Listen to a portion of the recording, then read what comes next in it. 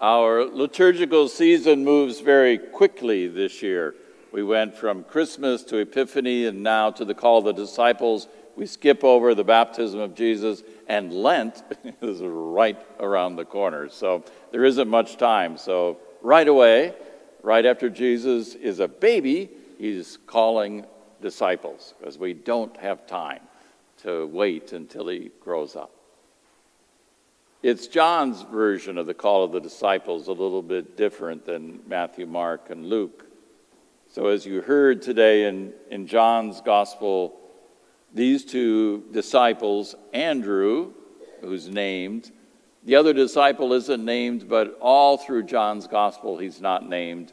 And so the scholars would say it's John. John doesn't name himself. He names himself as the beloved disciple, or he just simply goes unnamed. So Andrew and John are with John the Baptist. John the Baptist points out Jesus, and so they start following. But it's an odd kind of little scene at that point, because it doesn't say how long they were stalking him, but it's kind of like they're kind of following along behind, listening to what he has to say, watching what he's doing, until finally Jesus turns around and says, "What are you looking for?"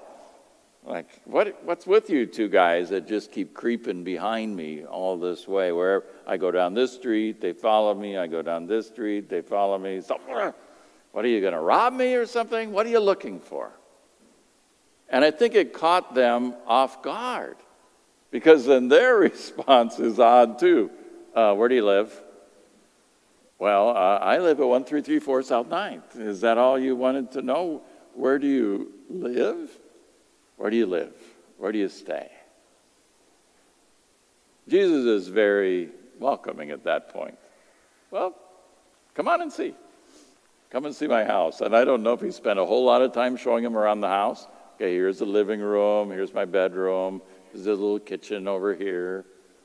I know you can learn a lot about other people by looking at their homes and seeing where they live. But certainly it's not all that insightful. There's some insight there, but you still don't know them all that well. However, in this passage, that's all it takes for them to realize he's the Messiah. But they stayed with him the rest of the day. Now, scholars will tell us that what they were asking for and what happened was not just about a house. Because that word, where do you live, where do you stay, where do you abide, where do you spend your time, it's a word that's used, but translated many different ways, 40 times in John's gospel. When Jesus is talking about he and the Father are one, same word. That you and I live in each other. That we live in Jesus, same word. So maybe what they were really asking is, who are you? Who do you abide with? Who do you live with? Who are you, Jesus? And Jesus' response to that is to invite them to come and see, to get to know who he is. Our scripture scholars then lead to our dogmatic scholars who have argued over the centuries as to what comes first. Does knowledge of Jesus come before loving Jesus? And then does that come before truly living like Jesus? So it's been debated. St. Ignatius and his spirituality would say that you have to start with knowledge.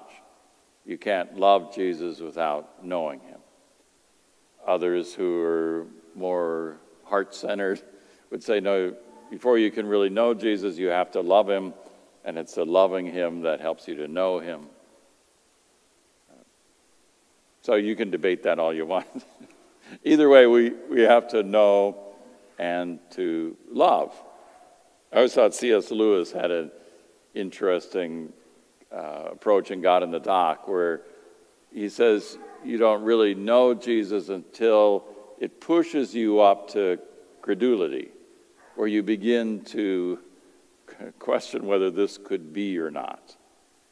So you moved out of a childlike faith into a knowledge of, well, this seems almost crazy, what Jesus teaches and who he is, that it pushes you to the edge of belief, that maybe you start to think, I can't believe this. Because in C.S. Lewis's mind, there's only two choices. Either Jesus is God and we follow it, or he's crazy. There's no way to take a middle stance. He's a nice guy. I really like what he says. No, because most of what he says would be crazy, because he claims to be divine. He claims divine abilities. So he's either God or crazy. No in between. If we reach the point where we have that much knowledge about Jesus, then we truly understand and then make a choice to follow, a choice to be with him, to abide with him.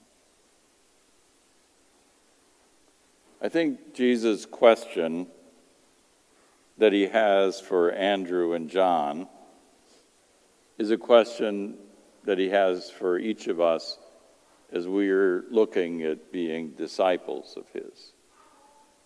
And that is, what are you looking for? So what were you looking for today? What are you looking for in a relationship with Jesus? What are you looking for? For way too many people, they're looking for Jesus as just maybe an insurance policy, something that happens after I die. I want to make sure that I'm going somewhere decent after I die. But hopefully you and I have learned over the years that what Jesus offers is not just after life, but here and now. The relationship with God that we have here and now is powerful. It changes us. And when you find people who truly are following Jesus, who know him and love him, abide with him, they have in themselves an amazing peace and an incredible joy. Something that this world cannot give. But they have it because of their relationship with the Lord. I would think most of us then would be looking for that. Those kind of wonderful gifts that only Jesus can give. What are you looking for in Jesus? That profound sense of peace that only he gives. That joy that he promises to those who follow him, that their joy would be complete if they are in love with him. And hopefully that experience is enough then to want to invite in others, like these disciples did.